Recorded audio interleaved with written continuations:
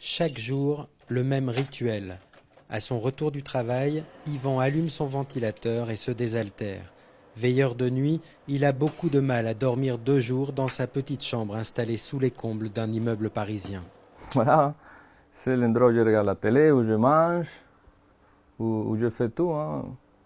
S'il y a un invité, on s'assoit tous les deux dans le lit, ou des fois là, mais voilà, c'est le lit, c'est la pièce principale d'ici.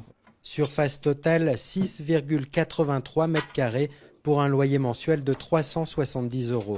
Mais sans bail, car la propriétaire sait bien qu'il est interdit de louer moins de 9 m². Yvan y habite pourtant depuis près de 10 ans. Malgré ses 2 emplois en CDI, il dit ne pas arriver à trouver autre chose. Je gagne le SMIC en fait aussi. Ça aussi, ça m'aide pas. Je n'ai pas de garant, je n'ai pas de famille en France, donc voilà. Ce n'est pas vraiment un choix d'être ici. Victoire aussi n'a pas choisi son logement. À 67 ans, elle gravit plusieurs fois par jour les 6 étages de son escalier de service. Et tout ça pour se retrouver dans sa chambre de 7,5 m². Là, j'ai une petite cabine de douche qui est à ma portée. Voilà. Et là, je fais cuire le petit déjeuner. Venue de Madagascar en 2011 pour faire le ménage chez une famille locataire dans l'immeuble, elle a bénéficié de ce local de fonction. Mais il y a 2 ans, la famille a déménagé et la propriétaire cherche depuis à l'expulser.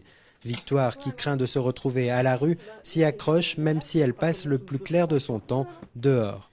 Je ne vis presque pas ici. C'est comme une petite étape, c'est tout.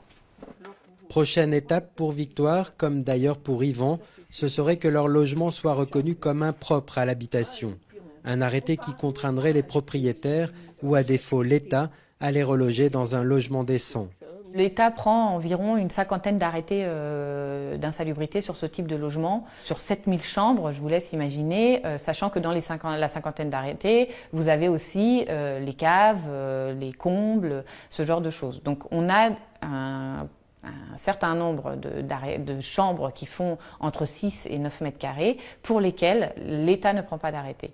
Car depuis une décision du Conseil d'État en 2013, une superficie de 7 à 9 m² ne suffit plus à déclarer systématiquement insalubre un tel logement. Il faut d'autres critères comme notamment l'absence d'ouverture vers l'extérieur. Yvan comme Victoire n'ont pas encore gagné leur combat.